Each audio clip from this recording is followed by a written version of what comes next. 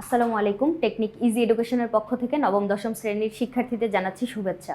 আজকের পর্বে আমরা রাজশাহী বোর্ড 2023 সালে আসা একটা সৃজনশীল নিয়ে তোমাদের সাথে আলোচনা করব। কি বলছে দেখো তো। উদ্দীপকে ফারহানের বয়স 17 বছর এবং সে খুব পরিশ্রমী। এই যে খুব পরিশ্রমী কথাটা বলে দিছে না, এটা কিন্তু আমাদের পরবর্তীতে ম্যাথ করার সময় লাগবে।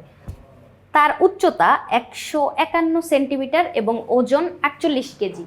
উচ্চতা কত সেন্টিমিটারে দেওয়া আছে? 151 সেন্টিমিটার এবং ওর ওজন হচ্ছে 48 কেজি। প্রতিদিন সে 385 গ্রাম শর্করা, 120.5 গ্রাম আমিষ এবং 15 গ্রাম চর্বি গ্রহণ করে। তাহলে একজন কিশোর ফারহান, যার এই জীবনযাপন, তার উচ্চতা, তার ওজন এগুলো দেওয়া আছে। এবার ক নাম্বারে কি বলছে দেখো তো। আত্তীকরণ কাকে বলে? আত্তীকরণ হচ্ছে একটা শক্তি, যে শক্তিটা তোমার হচ্ছে প্রোটোপ্লাজমের নিজস্ব একটা শক্তি বা কোষের নিজস্ব একটা শক্তি আমরা বলতে পারি। আত্তীকরণ শক্তি, তুমি যে খাবারটা খাচ্ছ, খাবার থেকে শক্তি উৎপন্ন হয় আমরা জানি। খাবারটা ভেঙে যখন শক্তিতে পরিণত হচ্ছে, সরল উপাদানে পরিণত হচ্ছে, ওইটা আমাদের কোষ অ্যাবজর্ব করতে পারে। ওখান থেকে আরও ক্ষুদ্র যে কণায় পরিণত করা, ক্ষুদ্র যেটা আমাদের প্রোটোপ্লাজমে পরিণত হয়ে যাবে। মেনলি আমাদের প্রোটোপ্লাজম, একটা কোষকে জীবিত রাখার জন্য প্রোটোপ্লাজম দরকারি। ওই প্রোটোপ্লাজমটা ভিতরে হচ্ছে আমরা জানি 90% তোমার পানি। প্রোটোপ্লাজমের ভিতরে যে সাইটোপ্লাজমীয় অঙ্গাণুগুলা, ওগুলা ভাসমান অবস্থায় থাকে। তাহলে প্রোটোপ্লাজমে পরিণত করবে এই যে খাদ্যগুলাকে খাচ্ছ, ওই শক্তিটা তাহলে কোষের নিজস্ব একটা শক্তি, এটাকে আমরা বলবো হচ্ছে আত্তীকরণ শক্তি। আর উদ্ভিদের ক্ষেত্রে যদি আমরা বলি, সেক্ষেত্রে এটিপি আর NADPH2 এই দুইটা শক্তি উপাদানকে একসাথে আত্তীকরণ শক্তি বলে, যেটা সূর্যের আলোর উপস্থিতিতে অর্থাৎ আলোক পর্যায়ে এই দুইটা জিনিস তৈরি হয়। এটিপি আর NADPH2 এই দুইটা শক্তিকে আমরা একসাথে আত্তীকরণ শক্তি বলি। আর এমনি অন্যান্য প্রাণীর ক্ষেত্রে যদি বলি, উদ্ভিদের কনসেপ্ট বাদ, সেক্ষেত্রে প্রোটোপ্লাজমের জমা থাকা নিজস্ব একটা কোষের শক্তি। তারপরে আসো খ নাম্বারে কি বলছে, মিশ্র গ্রন্থি ব্যাখ্যা করতে বলছে। মিশ্র শুনলেই বোঝা যায় মিক্স থাকবে। কি কি জিনিস মিক্স থাকবে এই জায়গায়? মিশ্র গ্রন্থিতে তোমার অন্তঃক্ষরা আর বহিঃক্ষরা দুই ধরনের গ্রন্থি এখানে মিক্স থাকবে। তাহলে অন্তঃক্ষরা গ্রন্থিও থাকবে, বহিঃক্ষরা গ্রন্থিও থাকবে। অন্তঃক্ষরা গ্রন্থি কি করে? তোমার হরমোন নিঃসরণ করে। অন্তঃক্ষরা গ্রন্থি থেকে হরমোন নিঃসৃত হয় এবং বহিঃক্ষরা গ্রন্থি থেকে এনজাইম নিঃসৃত হয়। এখন মিশ্র গ্রন্থি আমরা কাকে বলতে পারি? আমাদের যে অগ্নাশয়, অগ্নাশয়কে কিন্তু আমরা মিশ্র গ্রন্থি বলতে পারি। এটা একই সাথে তোমার হরমোনও নিঃসরণ করে, এনজাইমও নিঃসরণ করে। অগ্নাশয় কি জিনিস? এই যে দেখো আমার যে পাকস্থলীটা, এই পাকস্থলীর শেষের দিকে এখানে যে একটা ভাঁজ দেখতে পাচ্ছ, এটার নাম হচ্ছে ডিউডেনাম। পাকস্থলীর শেষ দিকেই হচ্ছে আমাদের ক্ষুদ্রান্ত্র শুরু হয়, যেখানে ডিউডেনাম, জেজুনাম, ইলিয়াম এই তিনটা পার্ট থাকে। এই যে ডিউডেনামের সাথে দিয়ে দেখো এরকম পাতার মতো একটা অঙ্গ থাকে। এই পাতার মতো অঙ্গটাকে আমরা বলতেছি হচ্ছে অগ্নাশয়। এই অগ্নাশয়টাকে আমি প্রস্থচ্ছেদ বরাবর যদি কেটে ফেলি, এরকম পাতার মতো অংশ, এটাকে আমি প্রস্থচ্ছেদ বরাবর যদি কেটে ফেলি, সেক্ষেত্রে সামনের দিকে উপর থেকে যদি দেখো, সেক্ষেত্রে এরকম গোল একটা স্ট্রাকচার দেখা যাবে। এরকম এখানে ভিতরে এরকম অনেকগুলা গ্রন্থি আছে, এরকম অনেকগুলা গ্রন্থি। দেখো তো ওদেরকে দেখতে দ্বীপের মতো লাগতেছে না? আইল্যান্ডের মতো লাগতেছে। এগুলোকে বলে আইল্যান্ডস অফ ল্যাঙ্গারহান্স। এই যে জায়গাটা, এখান থেকে তোমার হরমোনও নিঃসৃত হবে। হরমোন দুইটা হচ্ছে তোমার ইনসুলিন আর গ্লুকাগন, এই দুইটা হরমোন নিঃসৃত হয়। কি কি হরমোন? ইনসুলিন এবং গ্লুকাগন। ইনসুলিনের নাম তোমরা সবাই শুনছো। যদি ফ্যামিলিতে কোনো ডায়াবেটিক্স রোগী থাকে, সেক্ষেত্রে আমরা দেখি যে বাইরে থেকে ইনসুলিন ইনজেক্ট করা লাগতেছে। গ্লুকোজের মাত্রা যদি অনেক বেশি পরিমাণে বেড়ে যায়, সেক্ষেত্রে এই ইনসুলিন আমাদের গ্লুকোজের মাত্রাটাকে কমায়। আর যদি গ্লুকোজের মাত্রা খুব কমে যায়, সেক্ষেত্রে গ্লুকাগন আমাদের গ্লুকোজের মাত্রাটা বাড়ায়। তাহলে এই যে ইনসুলিন আর গ্লুকাগন, এটা প্রাকৃতিকভাবে আমাদের গ্লুকোজের মাত্রাটাকে নিয়ন্ত্রণ করতেছে। কে সাপ্লাই দিচ্ছে এই হরমোনটা? অগ্নাশয় সাপ্লাই দিচ্ছে। এবং বহিঃক্ষরা গ্রন্থি থেকে যে এনজাইম নিঃসৃত হয়, এখান থেকে তিনটা এনজাইম নিঃসৃত হচ্ছে। একটা হচ্ছে তোমার লাইপেজ, আরেকটা হচ্ছে ট্রিপসিন এবং আরেকটা হচ্ছে আমাদের অ্যামাইলেজ। এই যে এনজাইমগুলা, লাইপেজ, ট্রিপসিন, অ্যামাইলেজ, এই তিনটা এনজাইম এই অগ্নাশয় আমাদেরকে সাপ্লাই করতেছে, যেটা কি করে? আমাদের খাদ্য পরিপাকে সাহায্য করে।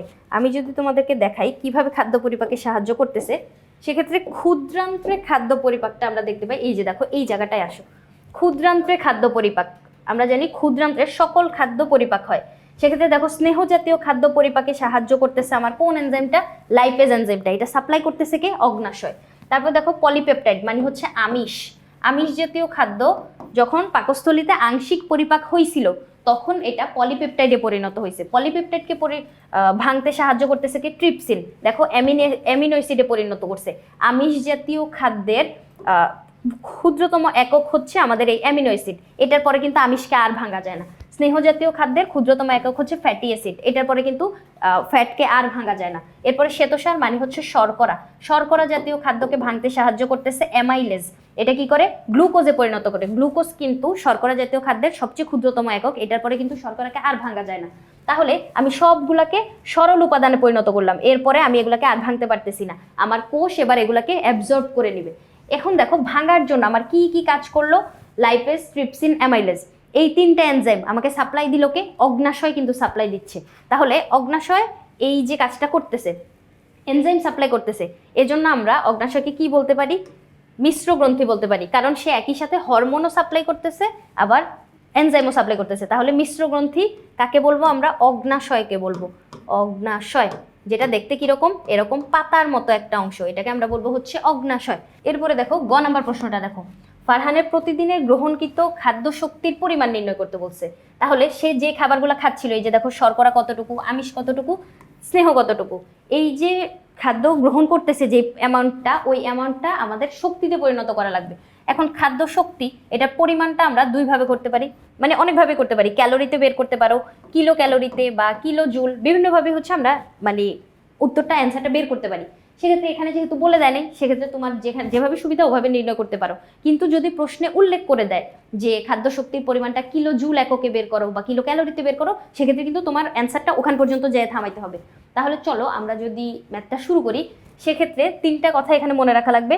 1 গ্রাম শর্করা থেকে আমরা 4 কিলো ক্যালোরি শক্তি পাই, 1 গ্রাম আমিষ থেকে আমরা 4 কিলো ক্যালোরি শক্তি পাই, এবং 1 গ্রাম চর্বি থেকে বা ফ্যাট থেকে আমরা 9 কিলো ক্যালোরি শক্তি পাচ্ছি।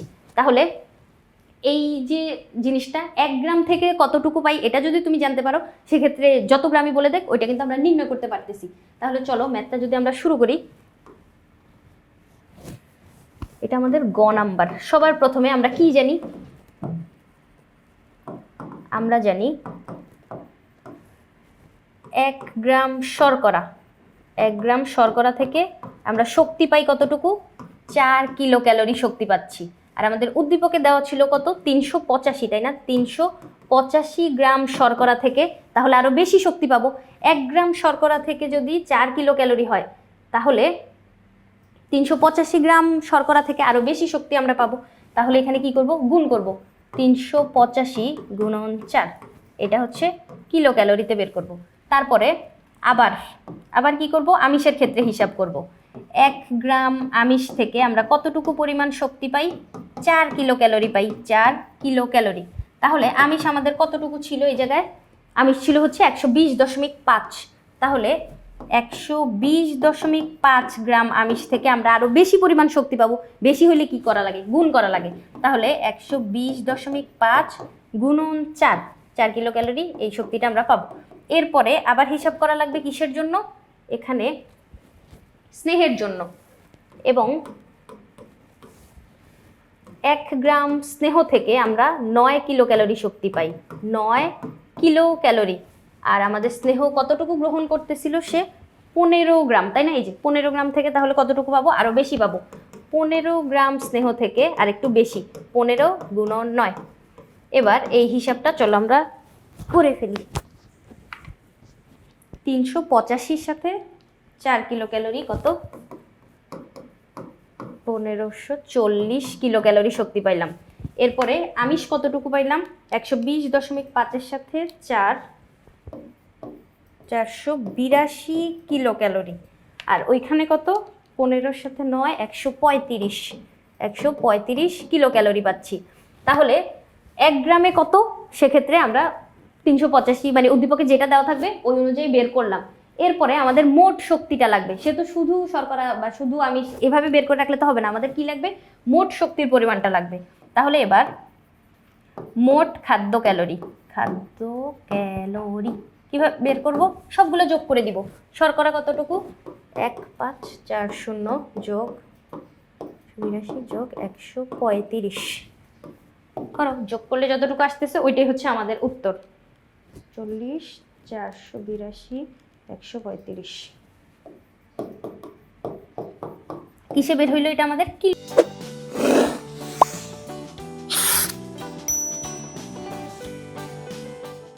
ক্যালোরিতে বের হইলো। তাহলে উদ্দীপকে যেহেতু আমাদেরকে প্রশ্নে যেহেতু কোনো ধরাবাঁধা নিয়ম বলে দেয় না যে কিলো জুলে বের করো বা কিলো ক্যালোরিতে বের করো, সেক্ষেত্রে তুমি এখান পর্যন্ত রেখে দিতে পারো। অথবা যদি তোমার মন চায় যে কিলো জুলে বের করবা, সেক্ষেত্রে এই মানের সাথে যদি আমরা 4.2 গুণ করে দেই, কিলো ক্যালোরি এককে যদি নিতে চাও, তাহলে এটার সাথে কি করব? 4.2 গুণ করে দিলে কিসে পাবো? কিলো জুল এককে কিন্তু পাবো। সেক্ষেত্রে এখান পর্যন্ত উত্তর রেখে দিলেও হয়, আমাদের ম্যাথ এখান পর্যন্তই। তাহলে কি করলাম? শুধু 1 গ্রামে কত?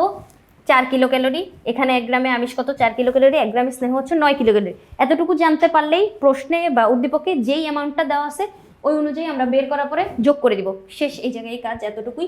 কি বলছে তাহলে? যে ফারহানের প্রতিদিনের গ্রহণকৃত খাদ্য শক্তির পরিমাণ। হ্যাঁ, খাদ্য শক্তির পরিমাণ আমরা কতটুকু বের করলাম? 2157 কিলো ক্যালোরি। এটাই হচ্ছে আমাদের উত্তর। এরপরে আসো ঘ নাম্বারটা। ফারহানের গ্রহণকৃত খাদ্য এবং তার প্রয়োজনীয় শক্তির মধ্যে সামঞ্জস্যতা। আচ্ছা, সে যতটুকু খাদ্য গ্রহণ করতেছে, এই যে এই কিলো ক্যালোরিটা 2157 কিলো ক্যালোরি, এই শক্তিটা সে গ্রহণ করতেছে, কিন্তু তার কি এতটুকু শক্তিই প্রয়োজন, নাকি আরো বেশি প্রয়োজন, নাকি আরো কম প্রয়োজন? সে কি অতিরিক্ত গ্রহণ করতেছে নাকি তোমার কম গ্রহণ করতেছে? এই অ্যামাউন্টটা আমরা এখন বের করতে পারবো কিভাবে? বিএমআর নির্ণয়ের মাধ্যমে। দেখো, বিএমআর, বেসাল মেটাবলিক রেট, এই রেটের মাধ্যমে আমরা নির্ণয় করতে পারি যে তুমি পূর্ণ বিশ্রামরত অবস্থায় তোমার কতটুকু শক্তি খরচ হচ্ছে। এখন পূর্ণ বিশ্রামরত বলতে কি বোঝাচ্ছে? তুমি আজকে পুরো দিন সিদ্ধান্ত নিলা যে কোনো কাজ করবা না, তুমি সারাদিন ঘুমায় থাকবা, আমি একটু শক্তি লস করতে চাই না, আমি আজকে সারাদিন বিশ্রাম নিব। সেক্ষেত্রে যেমন কথা তেমন কাজ, তুমি বিশ্রাম নিচ্ছ ধরো। এখন বিশ্রাম নেওয়ার সময় তুমি কি তোমার নিঃশ্বাস বন্ধ করে ঘুমায় থাকো যে আমি তো আজকে কোনো কাজ করবো না, আমি নিঃশ্বাসও নিব না, এরকম অলস জীবনযাপন করবো? এরকম তো করা যায় না। তোমার শ্বাসকার্য তো চলতেছে, তার মানে তোমার ফুসফুস কাজ করতেছে। এরপরে যখন তুমি বিশ্রাম নিচ্ছ, ঘুমায় থাকলে কি আমাদের পি পটি পায় না? ঘুমে থেকে উঠলে তো আমাদের মানে এরকম মলমূত্র ত্যাগের ইচ্ছা জাগে। সেক্ষেত্রে তোমার পরিপাকতন্ত্র কাজ করতেছে, তোমার কিডনি কাজ করতেছে। এরপরে তুমি যখন ঘুমায় আসো, তুমি কি এরকম বলো যে আজকে তুমি অলস জীবনযাপন করবো, হার্ট তুমি আজকে পাম্প করিও না, তুমিও আমার সাথে ঘুমায় থাকো? এরকম তো বলি না, হার্ট তো অনবরত পাম্প করতেই আছে। তুমি যখন ঘুমায় থাকো তখন কি তোমার মস্তিষ্ক কল্পনা করা থেকে বিরত থাকতে পারে? ঘুমায় ঘুমায় তো আমরা কত আজগুবি চিন্তা ভাবনা করি। তাহলে এই যে দেখো, তোমার ভেতরের যে অর্গানসগুলা, এগুলা কিন্তু কাজ করতেছে। ওদের যে কাজ করার জন্য ওদের মাসেলগুলা যে সংকুচিত প্রসারিত হচ্ছে, ওইখানে কিন্তু কিছু পরিমাণ শক্তি খরচ হচ্ছে। ওই শক্তির পরিমাণটা আমরা নির্ণয় করতে পারি হচ্ছে বিএমআর এর মাধ্যমে, যেখানে তোমার পূর্ণ বিশ্রামরত অবস্থায়, বাইরে থেকে দেখলে মনে হবে যে না, আমি আজকে কোনো পরিশ্রম করি নাই, কোনো শক্তি খরচ করি নাই, কিন্তু ওই যে অভ্যন্তরীণ কাজে যে শক্তিগুলো খরচ হইলো, ওই শক্তির পরিমাণটা আমরা নির্ণয় করতে পারবো বিএমআর দিয়ে। যেটা নির্ণয় করার মাধ্যমে মানে আমরা কিন্তু বুঝে ফেলতেছি যে তোমার মানে নর্মালি কতটুকু শক্তি প্রয়োজন, মানে কতটুকু পরিমাণ খাদ্য গ্রহণ করা প্রয়োজন। এই কাজগুলো সম্পূর্ণ করার জন্য শক্তি লাগবে, শক্তি তো খাদ্য থেকে আসে, তাহলে কতটুকু খাদ্য গ্রহণ করা প্রয়োজন এটা আমরা বিএমআর এর মাধ্যমে বের করব। যদি তুমি এমনি নর্মাল স্টেজে যতটুকু শক্তি লাগে ওইটা নির্ণয় করতে পারো, তারপরে তোমার পরিশ্রমের উপর ভিত্তি করে তোমার খাদ্যের পরিমাণ আমরা আরও বাড়াবো। সেক্ষেত্রে সবার প্রথমে কি লাগবে? বিএমআরটা নির্ণয় করা লাগবে। তাহলে আমরা বিএমআর নির্ণয় করার ক্ষেত্রে দুইটা সূত্র জানি, মেয়েদের ক্ষেত্রে একটা সূত্র, ছেলেদের ক্ষেত্রে আরেকটা সূত্র। তাহলে দেখো উদ্দীপকে কি বলছে? ফারহান বলছে, তাহলে আমরা শুনে বুঝতে পারতেছি এটা ছেলেদের নাম, তাহলে ছেলেদের সূত্রটা এই জায়গায় আমরা ব্যবহার করব। এখন এই সূত্রের জন্য আমাদের কি কি লাগে? বয়স লাগে, উচ্চতা লাগে, আর ওজন লাগে। তাহলে চলো আমরা যদি এখন ম্যাথটা করতে যাই, এই যে দেখো সূত্রটা হচ্ছে এরকম, 66 এটার সাথে কি যোগ করব? 113.7, এটার সাথে ওজন গুণ করব, ওজনটা অবশ্যই হবে কেজিতে। তারপরে উচ্চতা, যেটার সাথে 5 গুণ করব, উচ্চতাটা হবে তোমার সেন্টিমিটারে, এবং বয়সের সাথে 6.8 গুণ করে বিয়োগ করব, যে বয়সটা হবে তোমার বছরে। তাহলে এই যে জায়গাগুলা, এখানে শুধু আমি উদ্দীপকের যে মানগুলা দেওয়া আছে ওই মানগুলা বসাই দিব। তাহলে সূত্র আমার যেমন আছে তেমনই, 66 ওটার সাথে 13.7 গুণ করে ওজনটা বসাবো, এরপরে 5 এটার সাথে আমি উচ্চতা বসাবো, এবং 6.8 এর সাথে আমি বয়সটা বসাবো। তাহলে চলো উদ্দীপকে কত ছিল? 17 151 আর 48, 17 বছর বয়স ছিল, 17, উচ্চতা ছিল 151 আর ওজন কত ছিল 48 ছিল। দেখো আমার কিন্তু ওই সেন্টিমিটারেই দেওয়া ছিল, সুবিধা হয়েছে। কিন্তু যদি অন্য এককে দেওয়া থাকতো তাহলে কিন্তু আমরা কনভার্ট করে এই সেন্টিমিটারে আনতাম। যদি ফুটে বলা থাকতো, উচ্চতা যদি মাঝে মাঝে ফুটে বলে যে 5 ফিট 2 ইঞ্চি, 5 ফিট 3 এরকম যদি বলা থাকে, অথবা যদি মিটারে বলা থাকে, সেক্ষেত্রে আমি সেন্টিমিটারে নিয়ে আসতাম। এরপরে ওজন আমার কেজিতে দেওয়া আছে। এই উদ্দীপকে কিন্তু মানে সহজ হয়েছে, আমার সবগুলো মান যতটুকু দরকার অতটুকুই দেওয়া আছে। এবার এই পুরোটা হিসাব করে আমি মানটা বের করে ফেলবো। হিসাব করার ক্ষেত্রে তোমার যেই জিনিসটা খেয়াল রাখা লাগবে, এইখানে কিন্তু মাইনাস, বাকি সবগুলা প্লাস। আর যদি তোমার ক্যালকুলেটর হচ্ছে 991 এর কম হয়, সেক্ষেত্রে কিন্তু ব্র্যাকেটটা ঠিক করে দিও, কারণ ব্র্যাকেট না দিলে ওই ক্যালকুলেটরগুলোতে মান ঠিক মতো আসে না। তাহলে আমি যদি এখানে বের করি 151 মাইনাস 6.8, ওইটার সাথে আমি কি গুণ করব, বয়স গুণ করব। তাহলে সব কিছু করার পরে কত আসলো দেখো তো, 1363। এটা হচ্ছে এই ক্যালোরিটা, এত ক্যালোরি শক্তি তার পূর্ণ বিশ্রামরত অবস্থায় দরকার। যখন সে কোনো পরিশ্রম করতেছে না, সারাদিন ঘুমাচ্ছে, তবুও তার এতটুকু পরিমাণ ক্যালোরি দরকার। এখন এই যে ক্যালোরিটা, এটার উপর নির্ভর করে এখন আমরা কি করব, ওর কতটুকু খাদ্য গ্রহণ করা প্রয়োজন ওইটা নির্ণয় করব। মানে ওই যে 1363 যেটা বের হইলো, এটা হচ্ছে আমাদের পূর্ণ বিশ্রামরত অবস্থায় চাহিদা, কতটুকু খাদ্য গ্রহণ করা প্রয়োজন ওইটার চাহিদা। এরপরে আমাদের এখানে কি বলে দিছে দেখো তো, যে সে খুব পরিশ্রমী। এখন খুব পরিশ্রমী হইলে তোমাদের বোর্ড বই এরকম একটা চার্ট দেওয়া আছে, দেখো এই চার্ট অনুযায়ী পরিশ্রম যদি না করে, মানে খুব অল্প পরিশ্রম করে, সেক্ষেত্রে আমরা কি করব, দেখো বিএমআই এর যে মানটা আছে ওই মানের সাথে 1.2 গুণ করে দিব। দেখো বিএমআই এর মান আমি মাত্র যেটা বের করলাম, ওই মানের সাথে আমরা 1.2 গুণ করব যদি পরিশ্রমী না হয়। যদি হালকা পরিশ্রমী হয়, সেক্ষেত্রে 2 থেকে 3 দিন যদি সপ্তাহে খেলাধুলা করে, বিএমআর এর মানের সাথে 1.375। যদি সপ্তাহে 2 থেকে 3 দিন প্রচুর খেলাধুলা করে, সেক্ষেত্রে 1.55। আর যদি সপ্তাহে প্রতিদিন প্রচুর খেলাধুলা করে তাহলে এটা। এবং যদি অত্যন্ত পরিশ্রমী হয় আমার মতো, সেক্ষেত্রে কত গুণ করব, 1.9 গুণ করব। তাহলে আমাদের উদ্দীপকে ফারহানের ক্ষেত্রে কি লিখে দেওয়া ছিল দেখো তো, উদ্দীপকে লিখে দেওয়া ছিল সে হচ্ছে খুব পরিশ্রমী, তার মানে ওই যে শেষেরটা, তাই না? খুব পরিশ্রমী হইলে আমরা 1.9 গুণ করছিলাম, এই যে শেষের মানটা খুব অত্যন্ত পরিশ্রমী বলে দেওয়া আছে না, তাহলে কি আমরা বিএমআর এর যে মানটা বের করলাম ওইটার সাথে 1.9 গুণ করব। মানটা আমাদের কত ছিল, 1363, এটার সাথে 1.9 যদি গুণ করো, সেক্ষেত্রে আমরা যেই মানটা পাবো, চলো গুণ করি, 1.9 গুণ করার পরে আমি পাইলাম কত, 2589.7। এই যে মানটা, এটা বের হয়েছে আমাদের কিলো ক্যালোরিতে। তাহলে খাদ্যের চাহিদা, তার ক্যালোরির চাহিদা, ক্যালোরির চাহিদা কতটুকু চাহিদা, এই যে এত কিলো ক্যালোরি। তার মানে তার 2589.5 কিলো ক্যালোরি খাদ্যের চাহিদা আছে। এতগুলা খাদ্য তার গ্রহণ করা লাগবে, না হলে সে দুর্বল হয়ে যাবে। এবার চলো আমরা যদি এখানে যাই, এই যে কথাবার্তা এখানে কিন্তু আমাদের শেষ, গ্রহণকৃত খাদ্য এবং তার প্রয়োজনীয় শক্তির মধ্যে সামঞ্জস্যতা। তাহলে সে যতটুকু পরিমাণ খাদ্য গ্রহণ করতেছিল আর তার যতটুকু চাহিদা আছে, এই জায়গাটায় আসো, দেখো আমরা এখানে কি বের করলাম, চাহিদা কত, চাহিদা কত বের হইলো, এটার সাথে আমি 1.9 গুণ করলাম, 1363 গুণন 1.9 সমান সমান 2589.7। এটা কিন্তু কিলো ক্যালোরিতে বের হয়েছে, আর এটা বের হয়েছে ক্যালোরিতে। এই এককগুলো কিন্তু ঠিক রাখা লাগবে, একক ভুল হইলে কিন্তু পরীক্ষায় নাম্বার দিবে না। তাহলে এই জায়গাটায় এই মানটা হচ্ছে ওর গ্রহণ করা প্রয়োজন বা ওর চাহিদা হচ্ছে এতটুকু, কিন্তু সে গ্রহণ করতেছিল কতটুকু, আমরা এর আগের অঙ্কটাতে কত বের করলাম, 2157, আর এখানে তার প্রয়োজন হচ্ছে 2500। আচ্ছা, তাহলে তো সে কিছুটা কম পরিমাণ গ্রহণ করতেছে। দেখো 2157 কিলো ক্যালোরি হচ্ছে সে গ্রহণ করতেছে, ওই যে এই গ নাম্বার প্রশ্নটাতে যেটা আমরা বের করলাম, সে গ্রহণ করতেছে 2157, আর তার প্রয়োজন কতটুকু, 2557। তাহলে ঘাটতি আছে বা অতিরিক্ত গ্রহণ করা প্রয়োজন কতটুকু, আরও গ্রহণ করা প্রয়োজন, আরও ক্যালোরি প্রয়োজন, আরও কতটুকু ক্যালোরি প্রয়োজন, এটা থেকে এখন আমরা যদি বিয়োগ দিয়ে দিই তাহলে এই তো বের হয়ে যায়, কত ছিল, 2157.0 এত কিলো ক্যালোরি। তাহলে বিয়োগ করো, 2157.432.7 কিলো ক্যালোরি তার আরেকটু এক্সট্রা গ্রহণ করা লাগবে। তাহলে এই কথাবার্তাগুলোই বুঝাইতে পারছি। আমরা নির্ণয় করলাম ও যতটুকু খাদ্য গ্রহণ করে সেটা কি ওর জন্য পর্যাপ্ত কিনা। সে খাদ্য গ্রহণ করতেছিল 2157 কিলো ক্যালোরি, কিন্তু তার চাহিদা ছিল, কারণ সে যেহেতু অত্যন্ত পরিশ্রমী, তার চাহিদা ছিল 2589। সেক্ষেত্রে সে 432 কিলো ক্যালোরি খাবার কম খাচ্ছে। এখন আমাদের ফারহানকে বলা লাগবে যে তোমার আরেকটু খাদ্য বেশি গ্রহণ করা প্রয়োজন, তোমার 432.7 কিলো ক্যালোরি খাদ্য বেশি গ্রহণ করা প্রয়োজন। তাহলে এই ম্যাথ করার মাধ্যমে আমরা কি সিদ্ধান্তে আসলাম?